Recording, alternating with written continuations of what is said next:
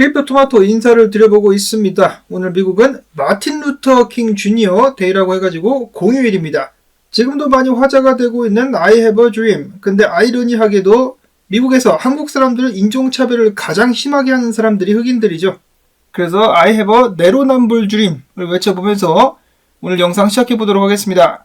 주말 동안에 흔들기가 진행됐었던 암호화폐 시장, 비트코인 지금은 그나마 회복을 해주면서 한때는 43,000달러까지 올라섰다가 지금은 42,840달러에서 숨고르기를 하고 있는 모습 보여주고 있습니다. 이더리움은 2,532달러. 비트코인 현물 ETF가 승인된 지 2주차에 접어들게 되는데요.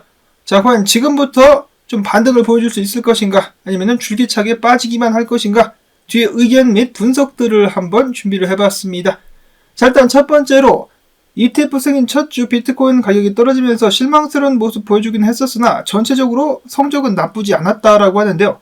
GBTC를 제외하고 비트코인 현물 ETF에 지난주에만 약 3만 개의 비트코인이 매입되었을 것으로 추산이 된다라는 분석이 나오기도 했었습니다.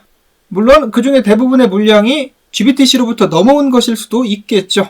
자, 어쨌거나 GBTC의 매도가 너무 심해가지고 뉴스에 팔아라처럼 보이긴 했지만 시작은 나쁘지가 않았다.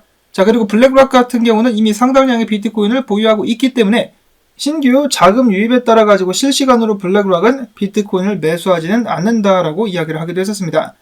자, 한편 블랙락 같은 경우는 비트코인 현물 ETF에 정말 진지하다라는 것을 다시 한번 보여주었는데요. 미국의 은퇴 세대라고 볼 수가 있는 부모 세대를 겨냥한 비트코인 현물 ETF 영상, 그러니까 광고를 게재하기도 했었습니다. 바네크 광고 같은 경우는 좀 어이가 없을 정도로 단순하다. 그 외에 다른 회사들 광고 같은 경우도 좀 너무 추상적이다라는 생각이 들었었는데요. 블랙락의 ETF 광고 같은 경우는 개인적으로는 오히려 마음에 드는 것이 굉장히 단순합니다. 나와가지고 정말 간단하고 명료하게 비트코인이란 무엇이며 비트코인 ETF에 왜 투자를 하는 것이 좋은가에 대해서 설명을 딱 해주는데요.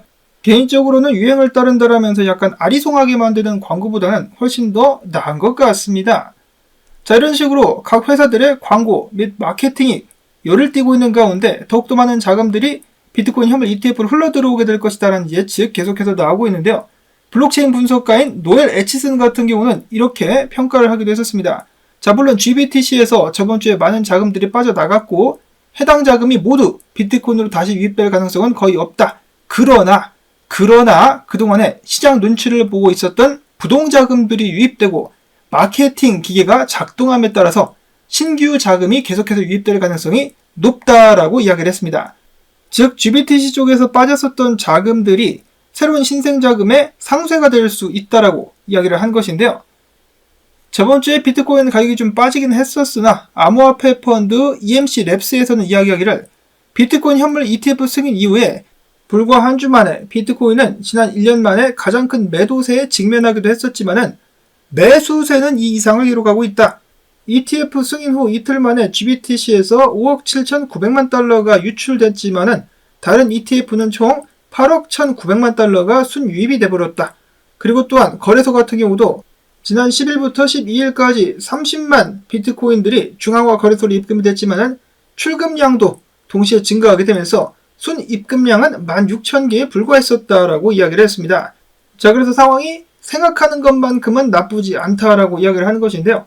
ETF 승인 전부터도 계속해서 이야기가 되었었던 것처럼 비트코인 현물 ETF 승인 같은 경우는 단기성 호재가 아니라 장기적으로 큰 호재가 될 것이기 때문에 단기 변동성, 특히 비트코인이 지난 1, 2년 동안 굉장히 저점 대비 높게 상승을 해왔기 때문에 어느 정도 조정을 받는 것은 불가피하다. 그렇지만은 그 조정 장세가 오히려 기회가 될 수 있다는 것을 기억을 해야 되겠습니다. 문제는 어디까지 떨어질 것인가? 많은 분석가들이 35,000달러대를 예의주시하고 있는 가운데 마이클 반데 포페 분석가 같은 경우는 41,000달러 이하에서 비트코인 매수하면은 잘한 것으로 볼 수 있다라고 이야기를 했었습니다. 자, 그리고 크립토 쿼언트의 리서치 총괄 홀리오 모네로는 이야기하기를 단기 보유자 실현 가격이 36,700달러대에 위치를 하고 있는데 해당 자리가 지지선으로 작용할 가능성이 있다라고 이야기를 했습니다. 만약에 비트코인 가격이 떨어진다면 해당 가격대에서 반등 혹은 가격대 근처가 바닥이 될 수도 있겠다라고 이야기를 한 것입니다. 36,700달러 선. 자, 그러나 그 전에 앞서가지고 단기적으로는 반등할 거라고 보는 분석가들 많이 있는데요. 반등 어디까지 나올 수 있을 것인가? 일단 새로운 CME 갭이 생성이 되었습니다. 43,690달러대 새롭게 생성된 CME 갭. 이것을 메꾸기 위해서 그 자리까지 반등할 가능성 꽤 높다라고 볼 수가 있겠는데요. 사토시 플리퍼 분석가 같은 경우는 42,000달러가 최근에 단기 바닥이 될 가능성이 높다라고 이야기를 했습니다. 지금부터 반등할 수 있을 것이다. 또 다른 분석가인 크레더블 크립토 같은 경우는 바이낸스를 봤더니 어떤 사람이 비트코인 1000개를 현물 매수하려고 대기 타고 있다더라. 자, 어떤 일들이 발생할지 흥미가 진진하다라는 말을 남기기도 했었는데요. 크립토 뉴버 분석가 같은 경우는 이번 하락까지 내가 맞췄어. 내가 맞췄기 때문에 다음 반등도 맞출 거임이라고 이야기를 하면서 비트코인 46,000달러까지의 상승도 예측해보고 있는 모습 확인해볼 수가 있었습니다. 그 자리까지 올라가가지고 유동성 메꾸기 및 쇼쟁이들 뚝배기를 깨버리겠다라는 것인데요. 이번 주에 이러한 나름 강력한 반등 기대를 해볼 수 있을 것인지. 저스틴 베넷 분석가 같은 경우는 이야기하기를 반등하긴 하는데 46,000까지는 아니고 45,000달러 선까지 이런 식으로 반등했다가 가격이 추가적으로 하락하게 되지 않겠느냐 라고 예측을 하기도 했었고, 지난 몇 주 동안에 이더리움 관련된 분석 잘 맞추기도 했었던 카스텔리오 트레이딩 같은 경우는 굉장히 흥미로운 분석을 내놨는데요. 어느 정도 시간이 걸리면서 특히 비트코인은 많은 횡보를 치긴 하겠지만 비트코인은 다시 한번 이전 저점인 48,853달러까지 올라가게 될 것이다 라고 이야기를 했습니다. 자, 물론 본인이 틀릴 때를 대비해가지고 손절가도 정해져 있긴 한데 이런 식으로 오히려 많은 사람들을 놀래키면서 다시 한번 큰 상승을 보여줄 수 있을 것이다. 개인적으로는 꼭 이렇게 되면서 알트코인들 다시 한번 신나게 달려줄 수 있기를 바라봅니다. 자, 그 다음으로는 체인링크 주말 동안에 강력한 모습을 보여주고 있는데요. 분석가인 알리 마리티네즈는 이야기하기를 체인링크 14달러 80센트, 15달러 20센트 구간에 견고한 지지선이 형성이 되어 있다. 체인링크 20달러 한번 가져라고 외쳤습니다. ADNL 분석가 같은 경우는 나는 이러한 체인링크의 반등을 예상을 했었지. 여기서 중요한 것이 뭐냐? 체인링크처럼 다른 알트들도 조만간에 반등을 하게 될 것이다 라고 이야기를 하는 것입니다. 다른 알트코인들도 이렇게 반등할 수 있다면 다시 한번 기분 좋은 암호화폐 시장이 펼쳐질 수가 있겠죠. 기대가 많이 됩니다. 자, 그 다음으로는 또 다른 이더리움 레이어2 프로젝트인 메티스. 최근에 많은 투자금을 유치해가지고 화제가 되기도 했었는데요. 메티스의 락업 예치금이 최근에 51.93%까지 증가를 했었다라고 합니다. 이는 레이어2 네트워크 중에 아비트럼에 이어서 두 번째로 높은 규모라고 하는데요. 자, 메티스가 이번에 한번 다크호스가 되어가지고 뛰어들 수 있을 것인가 기대를 또 해보도록 하겠습니다. 이어서 피델리티 측에서는 이야기하기를 연준이 올해 금리를 인하하게 된다면 기관들 같은 경우는 다시 한번 디파이 및 스테이블 코인에 관심을 갖게 될 것이다 라고 이야기를 했습니다.